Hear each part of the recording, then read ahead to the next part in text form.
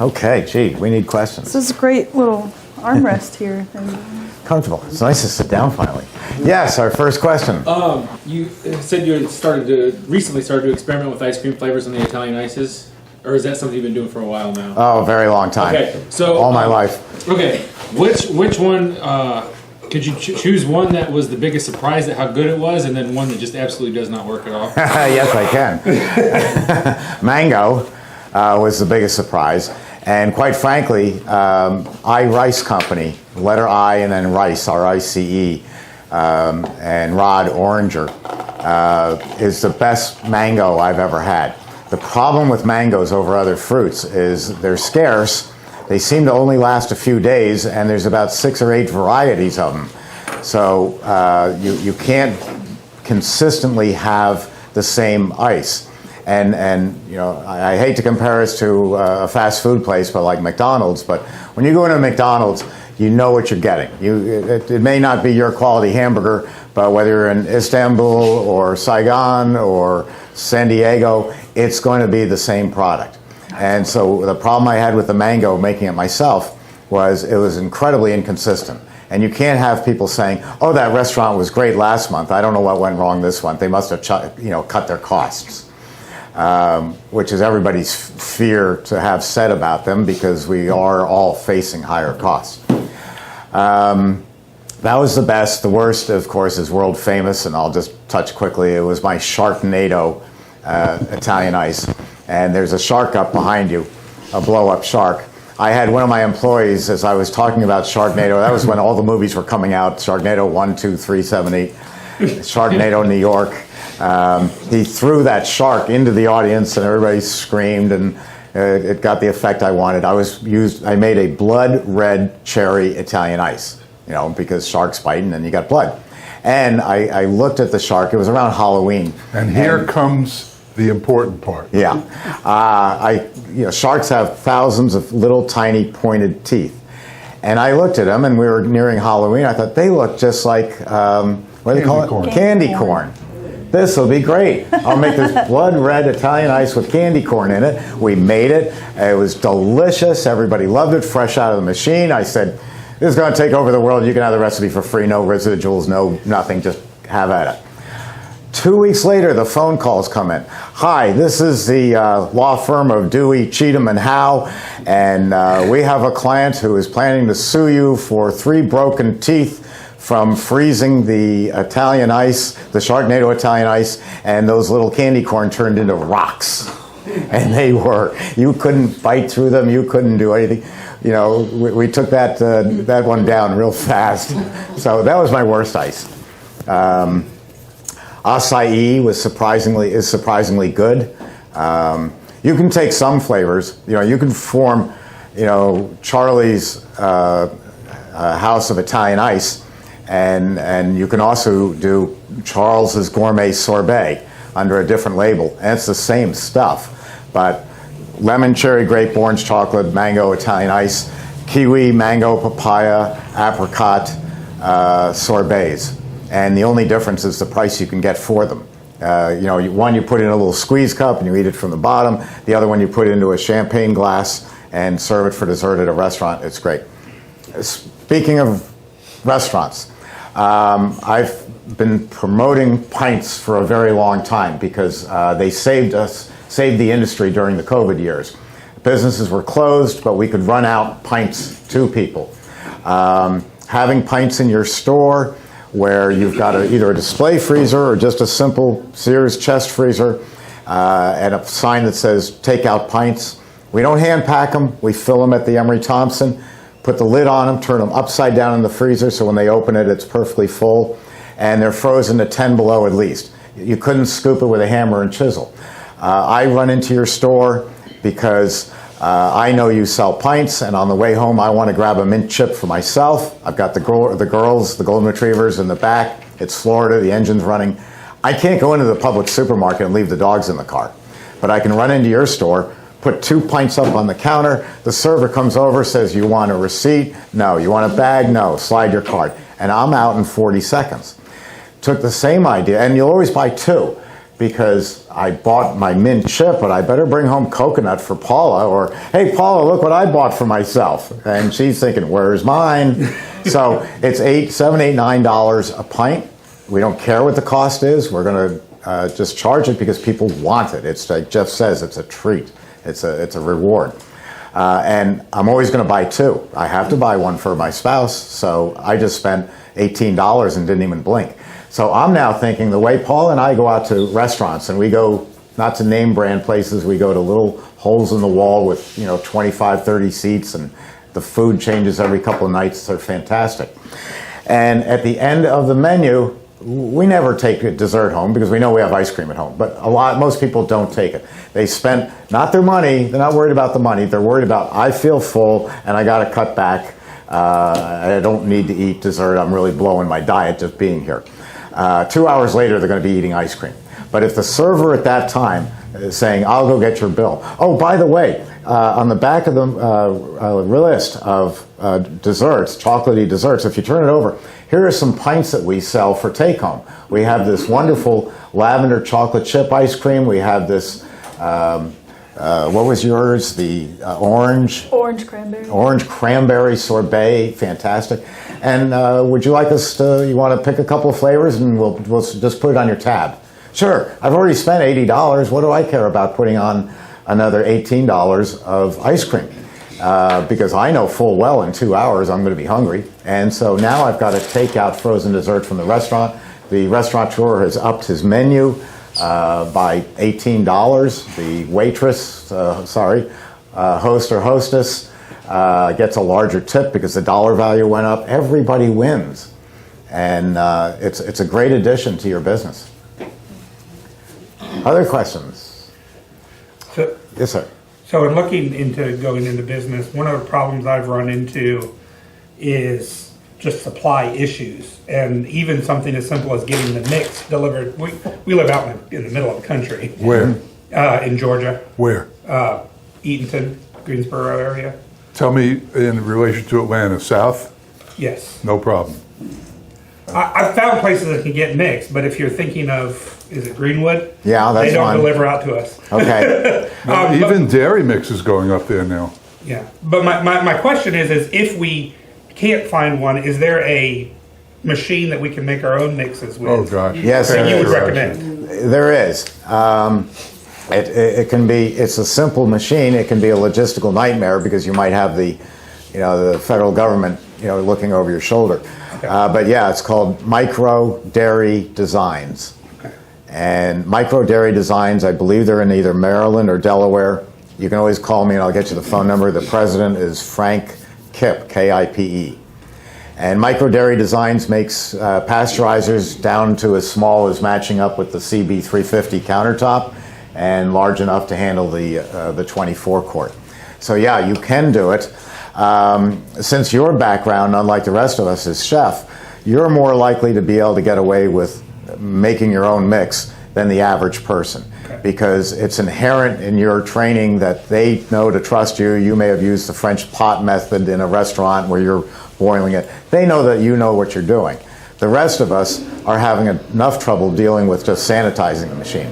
So it's all a way of how the local inspector is going to look at it, and it varies. But that pasteurizer will definitely do the trick for you. It's all made in the USA, comes in different sizes. I know I priced one out for the CB350 that was about $6,000 or $7,000. So it's affordable. The biggest problem you're going to have to be concerned about, and you'll have better resources than me, is where are you going to get 10 gallons of heavy cream? Because you're going to need the cream. But of course, you can call US Foods or Cisco and have it delivered. That is an enormous And you price. don't have to, Yeah, probably big price. and you don't have to make your own mix for it to be considered homemade. I get that question a lot. And they think, well, it's not homemade if I'm not making the mix. And that's not true. And I always say, well, when you bake a cake from scratch, do you go grind and mill your own flour? No. Or do you go buy it from the store? You still made the cake from scratch, you just And bought if you the flour. notice, all the ice cream stores in your neighborhood say homemade, and they're not. They're not. but they're allowed to because nobody pushes the point. You could push the point, but then they're going to get all the publicity and the accolades and you won't. So you'll be the bad guy. I have one a half a block from me, been in Daytona Beach for 30 years. It's an iconic place, tremendous looking building, and it's just 1/2 block from me. And their sign, biggest night, homemade ice cream. But it isn't. With the little Hershey's sign under it? No, they use another place, but they buy ice cream and they put homemade. So you advertise all ice cream made on the premises. That's what we have in our store. Yeah. All ice cream's can't do made that. here. And that's good. And that's on social media too. You know, laws vary so much that my first customer that I had back in the 20s, not in the 1920s, when I was 20. Back in the 1920s, whatever. Up in Connecticut, he put homemade on the business, and the state made him take it down. They said, unless you live in the building, you can't call it homemade. That is, thank you very much. That's government, and they are a blue state. So for those things, he was talking about Georgia, and I did look, I'm looking for Dallas. So I was looking for Dallas, and it was kind of hard for me. Texas just has do a this. huge list of Just dairy do suppliers. this. Google dairies, comma, with your zip code. I looked at one of your videos, Or- and I did that too. That's all you gotta do. Or you can call me or send me an email, and I have a list of dairies for each state. Okay. Texas has a crazy amount of dairies. Texas is one of the biggest states. Of course, dairy. cows all over the place. Christi at EmeryThompson.com. And you spell Christi, Christ with an I. Yeah. CHRISTI. Not Chris, not Chrissy, that Christine. girl, Christine. Cookie, I've gotten Cookie. How you doing, Cookie? What great. That's like, how you doing, Cookie? Yeah, well, thanks. you know, the waitress over at the diner calls me hun. It's the weight loss. Yes, I know. They didn't call you hun a month ago. They didn't come here to listen to my weight loss. How about some questions? Anybody? You guys are awfully quiet. Yeah. I think it's probably the quietest class we've ever had. Well, the ice cream was good. I can substitute Yeah. word On for those quiet there. plugs there on the CB350, is it a 50 amp plug or? Whoa. No, it's a 220 volt. So it's not, that machine's not going to plug in like a toaster. It needs a line like your clothes dryer or central air or an electric oven. But it's 20 amp, which is really very small. Corby, if we sell an ice cream for $6 in our store, how much profit are we making on that customer? Ridiculous amount. You got a number? We did it. $5.50? Yeah, it's silly. Now that's not triple net. That's single profit on that. Doesn't include the cup, the spoon, the napkin, the smile. It doesn't include the rent, doesn't include your insurance, doesn't include your signage, doesn't include your employees, doesn't include your legal fees. It includes nothing but what it costs to pour in the machine and what it costs to come out and hand it to the customer. But if you want to go triple net on a serving that's $6, you're way above $3.50. There is nothing in the world like this. Or the only person who goes triple net or takes into account everything except for the air in the room is your accountant. And you end up paying less taxes. What I do is, I'm sorry. No, go ahead. What I do is, I want to know, to me, the key number is No. what day of the month are you paid off? And for most businesses, they're looking at 3 weeks. And then that's everything. That's all their costs. Maybe 18 days, something like that, 20 days. And then the rest of the month is pure in-the-pocket profit.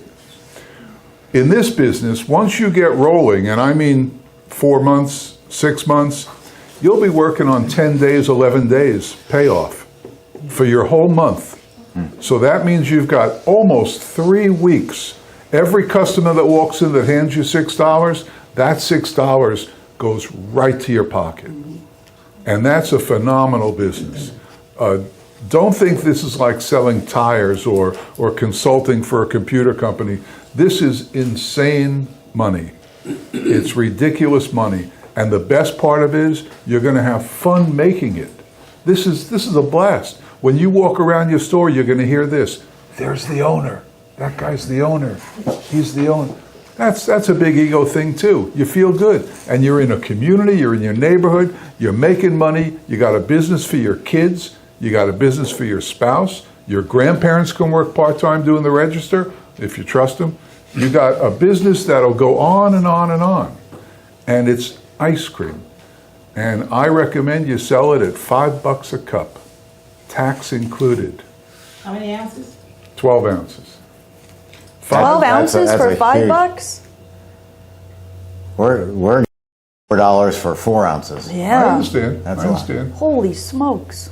$5 a cup, 2 or 3 scoops in there. We put a pretzel in just because we're from New York. Put a pretzel in and a spoon, and off it goes.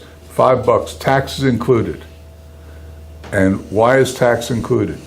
2 reasons. First of all, should we talk about Yeah, that? sure. Okay. First of all, taking a $5 bill out of your pocket is easy. And if you're with your husband or your wife, taking a 10 out is easy. There's the 10, adios, and they walk out the door. If it's $5, now we have one of those credit, what do they call them? Square. A square. We have a square, and if you use the square, it adds tax to it. And that's fair because we're paying a vigorish on the square charge, 2.5%. So they pay tax that way. But the money in your pocket, Joe and Diane are coming into your store, and they're going to realize, wow, this is a piece of cake. $10, I get to have great ice cream, the best ice cream. I get to sit down, listen to some music, talk to some other people. It's a happening for $10. And they can sit there 4 hours if they want. We have games, there we have Scrabble sets, we have, stuff if they want. Checkers are on every table. So they can hang out. Music is always playing. And it's easy to drop a $10 bill. Once you charge tax, look at what happens. Here it's 7%. So 7 times, that's 35 cents more. So now instead of a $10 bill, he's got to give you a $20 bill. Because nobody carries change, nobody carries singles. So he's going to give you a 20. You're going to give him the change, of course. But the next time his wife says, hey, let's go over to blah, blah for some ice cream, right away, subliminally, in his mind, he sees a $20 bill. Mm-hmm. And that's not helping you. But a $10 bill is fine. Don't think you're losing money, you're wasting money, you're not grabbing all you can. There's profit is silly in this. It's silly. How many customers are you going to see in a day? Right now, we're at about 250. When I had my other store, we were open 6 to 10 p.m., 4 hours. 4 hours, 6 days a week, that's it. And we saw 250 to 350 customers a night. But if you have a store that's open 1 to 10, which is your normal hours in an ice cream store, 1 o'clock to 10 o'clock, and you'll in the beginning, you'll see 50 people. You'll make money on 50 people, but in a month, you'll see 75, you'll see 100. And then in 3 months or 4 months, because don't forget, you're selling the world's best ice cream. Nobody's selling what you have. They can't get it anywhere else. A half a block from me is a 25-year-old iconic store selling ice cream. Everybody knows. Chamber of Commerce has it on their maps. But they come to me because this is the best ice cream in the world. This is up to you now. Forget everything from now on. No toppings, no mixing flavors, no samples. The lady over here, you had a question, Chris? It's me. I've been obsessed with this, but it gets back to the dairy mix. And because, I've done a lot of, playing around in my kitchen with my little 1-quart Cuisinart, looking at flavors and playing with the milk mixture, etc. And of course I'm using, cream and milk and sugar, and I'm making it all myself. And if you get really, really fresh milk, there is a difference in the taste of that ice cream versus using a mix. And because I've played with both, and it gets back to, but I struggle because I'm trying to start. How do I figure out whether I can mix the milk and cream because there's all kinds of state regulations and stuff like that, or whether I have to go to the mix that you buy from the dairy, that's pre-mixed. I think even though there's a difference, I think I've gravitated to the time difference between the two by the mix, but there is a taste difference. And so, what do y'all know? What are do the laws just? Yeah, it's very simple. It's federal. You can't. Every state. It's federal law. Yeah. It's federal law that when you sell at retail, it's a matter of how much they're going to look the other way. We have new cottage laws coming out where they'll let you make apple pies and sell a certain amount of them out of your kitchen until they step on you. But once you open a retail store, you're under the state as far as cleanliness and all. But it's a federal law that anything, and it goes back to 1929 when they wanted to take over. It was the first government takeover, and I'm not sounding like a conspiracy theorist. It was the first time they took over an industry. The milk prices during the Depression were so low, you can see these old videos, they weren't there then, where it's a Model A Ford, and the guy's got a 5-gallon pail, 10-gallon pail, and he's dumping the milk on the side of the road. I didn't understand what it meant. I asked my father, and he said the cow produced the milk, but the driver couldn't afford the gasoline to bring it to town. They had to throw the milk away. Price controls came in on milk, bottom price control, and then it went up and up.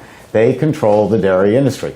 They'll look the other way for the executive chef because he is professionally trained, she's professionally trained, and they're working in a tight kitchen, they're only selling to their own clientele. But when you open up to the public, you're open to the federal government laws.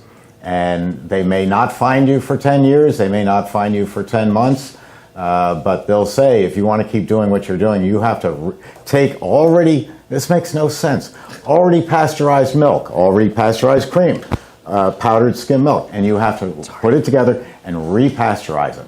There's no reason on earth to do it. No other country I know of makes you do it, but the United States does. So you can't do it. You can't make Aunt Josie's banana nut bread and sell it in Publix. And then there's the other side of the coin. In everything anybody works at, there are experts in the field. Mm-hmm. Now, we can get rid of all those people. We can grow rubber trees and make our own tires for our cars. That's an extreme example. But we don't do it because we leave that to the experts. To me, the joy of making ice cream is making ice cream. It's not the scientific end of the spectrum, concerning myself with the properties of milk and butter fat. I buy the stuff from the pros. Right. They're good at it. They do it. They deliver every Thursday. It's easy to use. They're in bladders already. It's easy to handle. It's an industry. It's a whole industry supplying ice cream makers with a dairy mix. So I leave it to them. There are Holsteins, Jerseys, Guernseys. There's all these different kind of cows. They all have different fat output.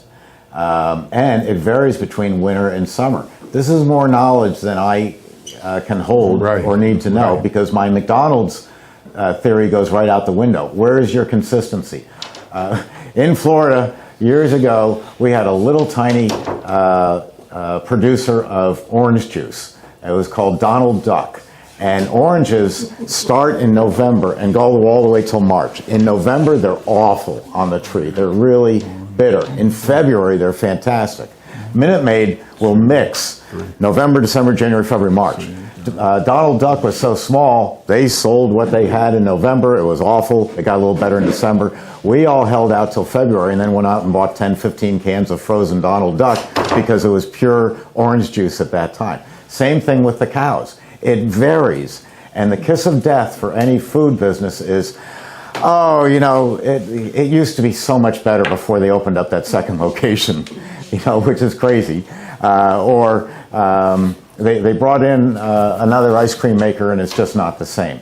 If you kill consistency, they'll know it and it'll kill your business. That's the only rule. And like Christi said before, if you were a baker, you wouldn't own a wheat mill out back, a wheat field, and then you wouldn't have a grist mill to grind it to make your own flour. You'd go to King Arthur or one of the other reputable brands of flour and say, I want the best flour you got. That's my starting point. And from there, me as the consumer, I'm not buying flour. I'm buying a lemon chiffon cake, pie, with a nice crust. It's the creativity is what Jeff does in playing with the flavors. It's not in the raw base of it, of the dairy. And it's like Steve said before, nobody's ever going to leave your store saying that was the best butterfat content I ever had. Yeah. Right. So they're not going to say that was the best 12% whatever. It's just, how was the ice cream? That's all. And I would bet money that the ice cream that the mix that you're putting together in your home, if you had it analyzed, I'll bet it's up around 22-24% butterfat. And people cannot eat that in quantity. It's too high. If you get above 16, it's inedible. I dealt with the chairman of the board at Godiva one time, and Godiva makes great chocolate.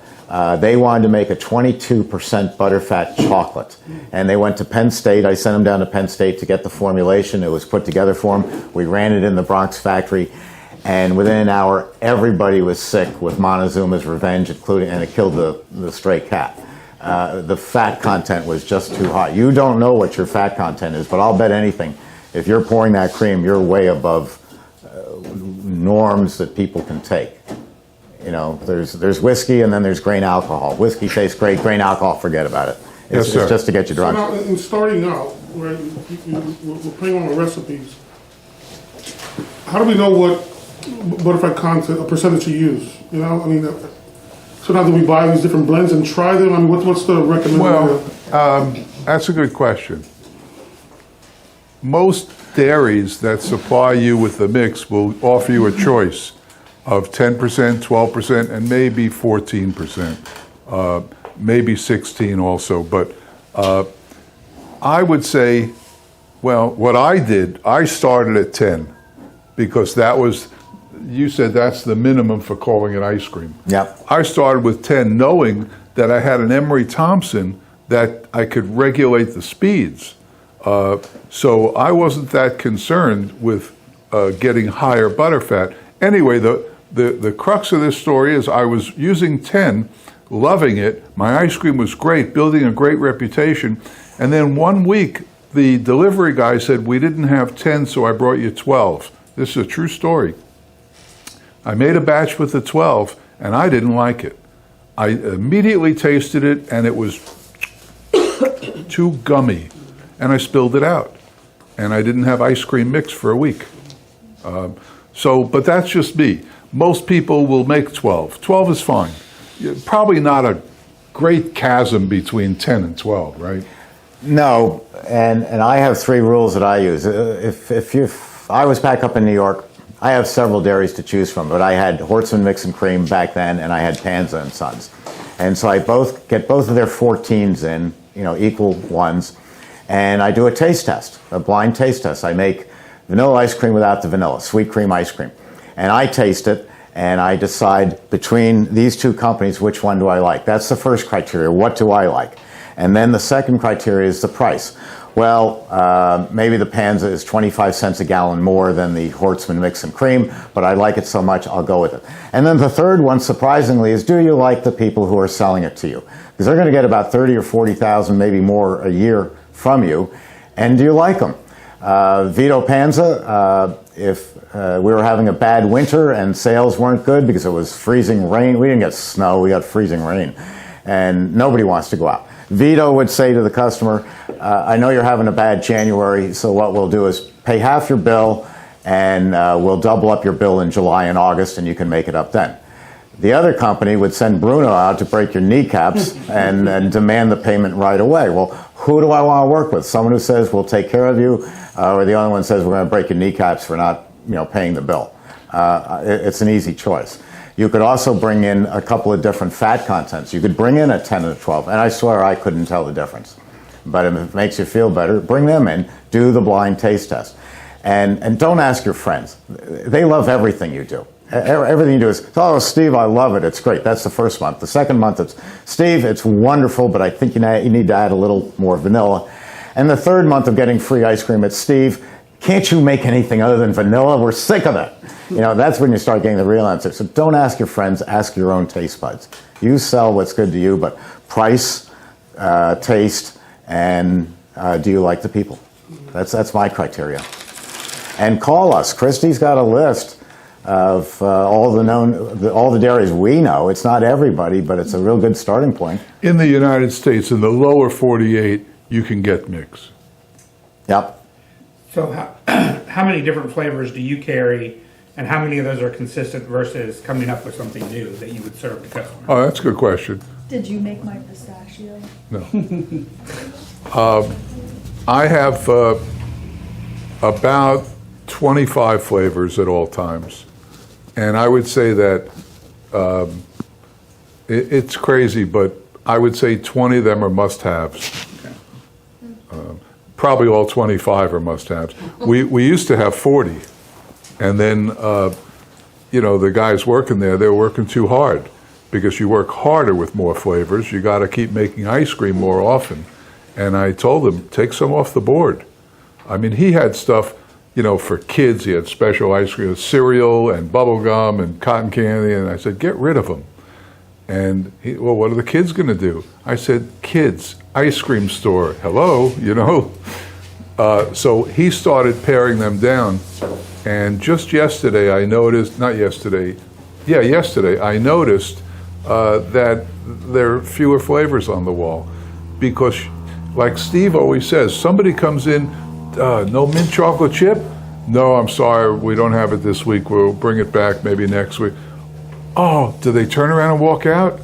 No. They'll have the maple walnut. That's all. And they'll love it, because it's the best maple walnut in the world. Christi, what do you say for flavors? How many?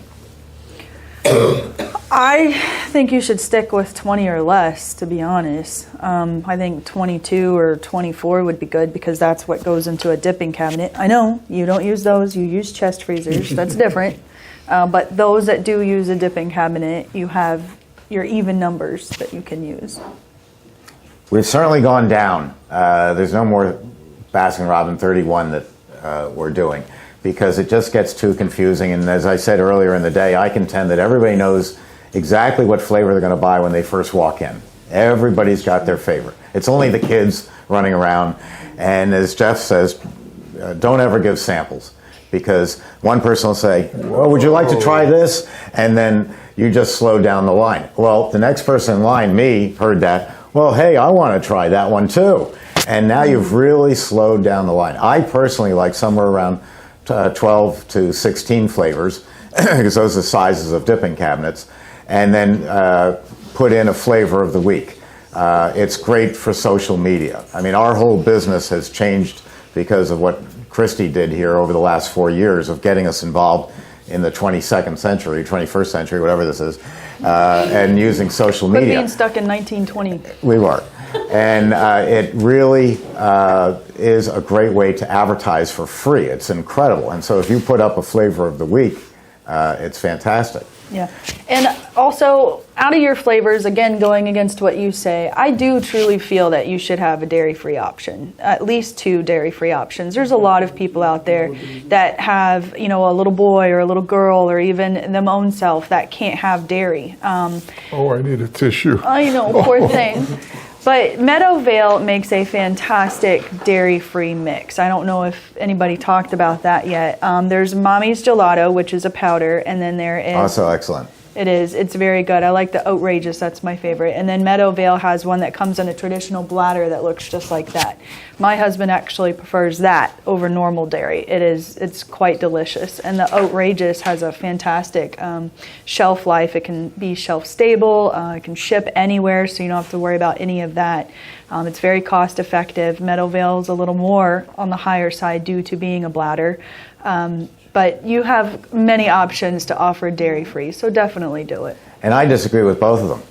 Jeff says absolutely no. Christi's saying it's because of my condition, and I don't care about your condition. Some people are lactose intolerant. I don't care. No. I really don't. I'm selling them a treat, like Jeff says.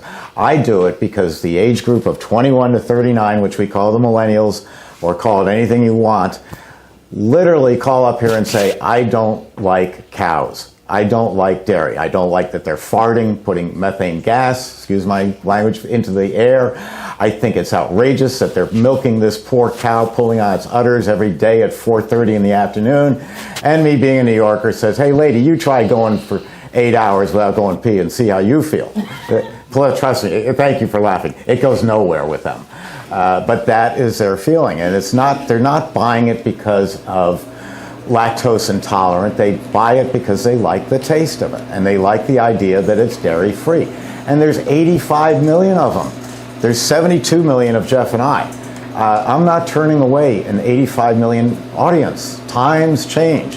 My favorite book of How to Sell, which I have yet to read. The only thing good about it is, or what I like about the title of the book is the title. What got you here won't get you there.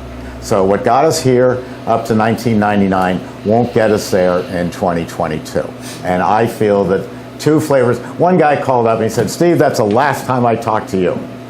You're absolutely wrong. I said, why? The dairy-free didn't sell? He goes, no, it was such a big demand, I should have put 4 flavors in. But would I do a whole store of dairy-free? I said, nobody in their right mind's ever going to do this. And then I forgot there's a place called San Francisco. And so, of course, it did. But I would do 2 flavors, and I would rotate them out because I want that audience. And as I said before, Jeff's in my age group.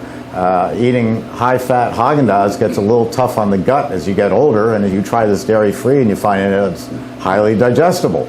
I'm not going to go into detail, but when you get to be as old as Jeff, you'll figure it out. There was a place in New York that sold goat milk ice cream. Goat milk. Yeah, we do a She's not long in business, but it was pretty good. We do some of those. I've done goat, sheep.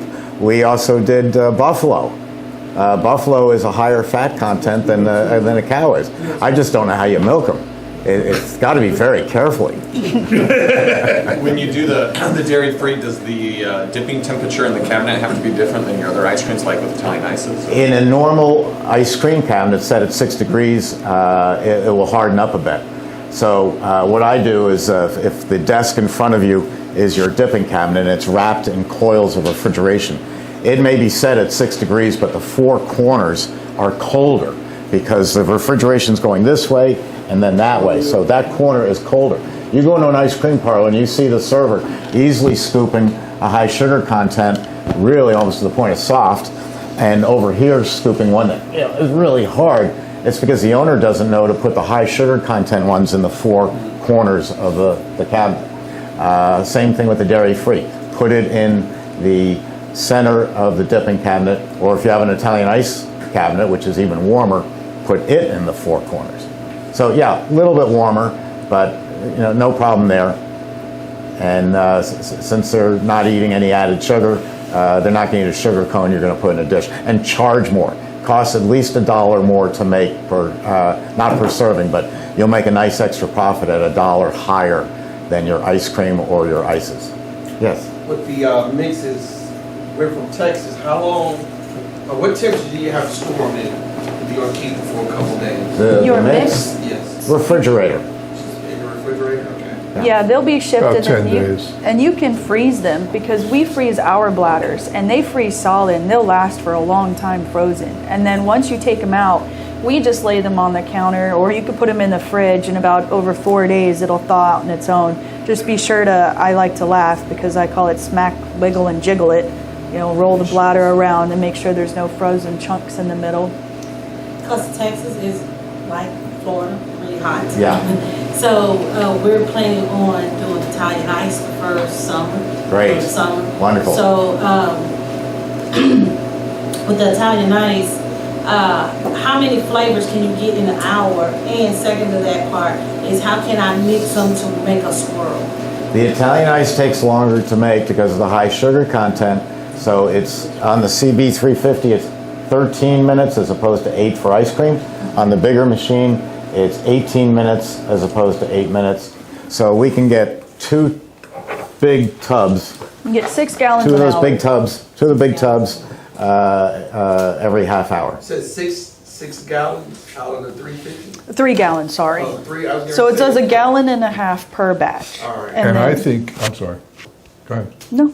And I think you need to buy this. Oh yeah, the Rainbow Maker. This will enable you to fill 1 gallon, 1 tub with 3 different colors, flavors of ices, and then as you scoop them, whoa. You make your lemon. You make your lemon in one side, and then you put it in the freezer. Then you pull it back out when you make your cherry. Put it in the other side, and put it in the freezer. And then you make your blueberry, and you put it in. And you do that with about 6 dividers, so you're not making just one. And then after the final flavor, before you freeze it, you just pull my divider out. And now when you scoop, you go in a semicircular motion like that and hit all 3 flavors, red, white, and blue. Voila, Superman Italian ices. Yeah.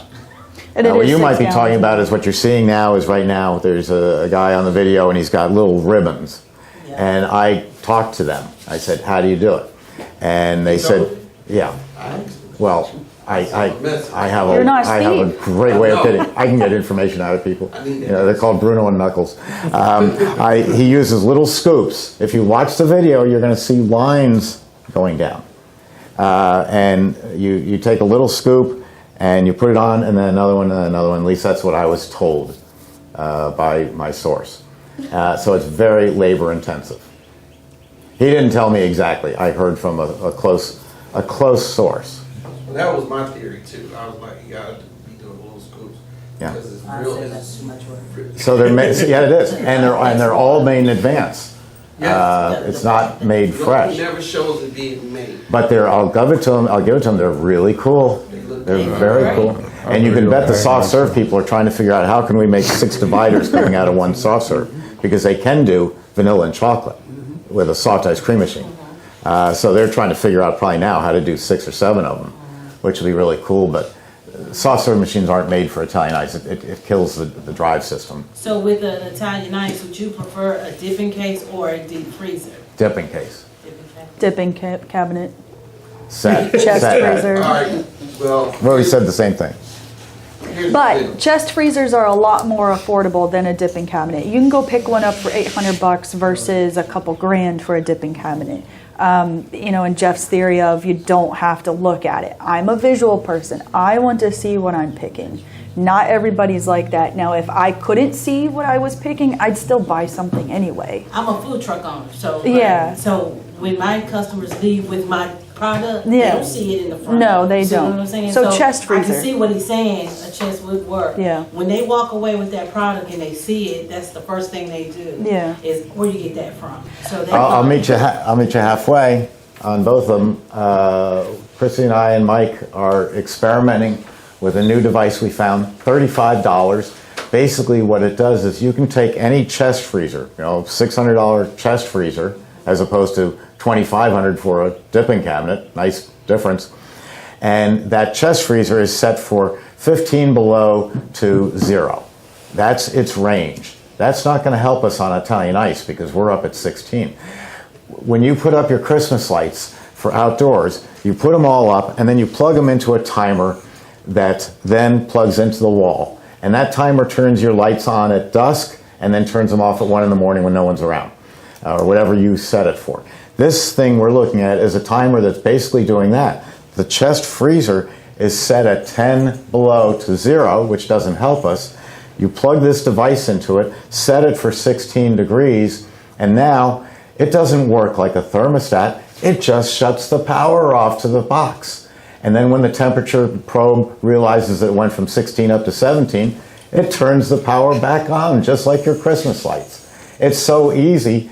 That's why I'm not releasing the name yet, because I want to run it for a few weeks and make sure this damn thing works. But it's on right now. You hear it in the background. You can go over there and look and take down the information. And if that works, it means that the person who has had an ice cream parlor for 40 years and really wants to dabble into Italian ice can now do it on the cheap. You, in your truck, where you're very limited for space, you don't have to go out and buy a second dipping cabinet just for the ice cream and the ices. You can use 2 chest freezers, and like you said, nobody's seeing it. You're just lifting the big lid and scooping it. It's ideal for you. Jeff and I and Christi work on getting people open for about $35,000.